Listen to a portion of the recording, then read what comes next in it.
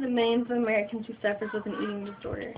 Maybe you are and just avoid admitting the fact to put yourself in that category, having to deal with the seriousness of your actions.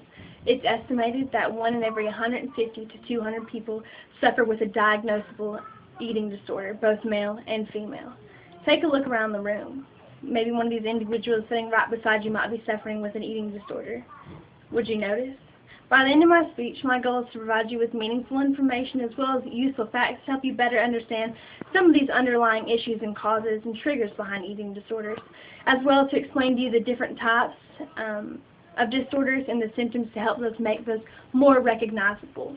The emphasis the world puts on the statement that thin is beautiful is ultimately affecting the bodily views of both men and women daily. It has been estimated that 8 million people, or 8 million Americans, suffer daily, 95%, which are between the ages of 12 and 25.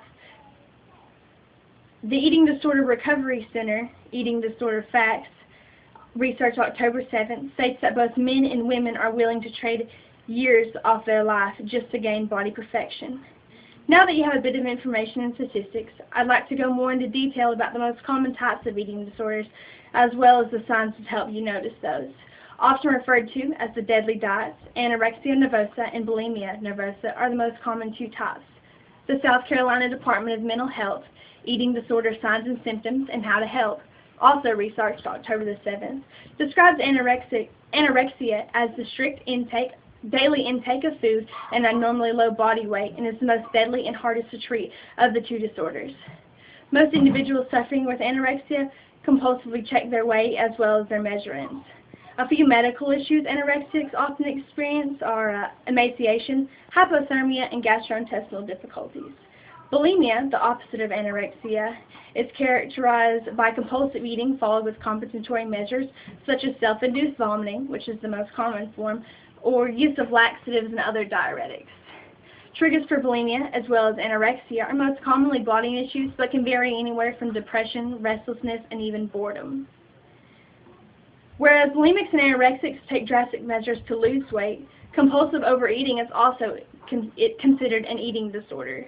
People who suffer from overeating often hide and restrict their intake in view of others, and then compensate by binge eating later in private. Diabetes and cardiac problems are usually the most common found in overeaters.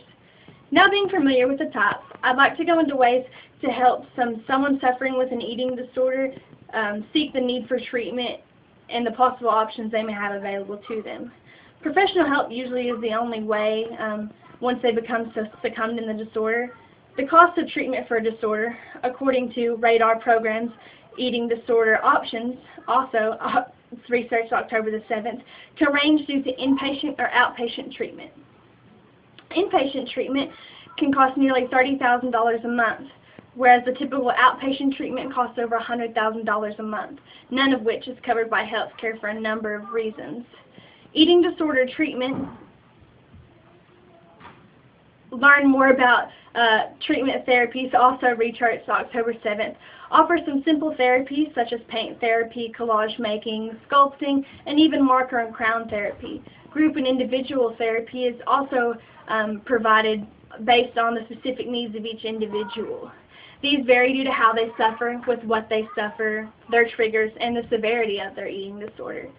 They also provide medical attention and nutritional classes to help the individual understand a healthy way to maintain a good weight and by following a supervised exercise plan and a good diet. Taking the early steps in children to put a more positive attitude and image is and can be an easy way to reduce the number of eating disorders. It's all about preventing the preventable. Put a better image in the household instead of the one the media provides for us. Encourage youth to take part in physical activities to reassure them they don't just look a certain way doesn't mean that they're not beautiful. With all the information that I provided you today, you should now be aware of what an eating disorder is, what causes them, and who is typically affected by them, as well as the treatment opportunities that are available for those struggling individuals.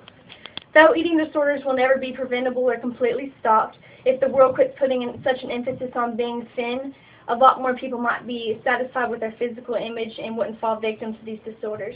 Now, if you suffer from any of these signs or symptoms and are simply in denial of the fact that you're suffering, maybe it's time to realize the damage that you're causing you and your family and look into some of the treatment options that are posed.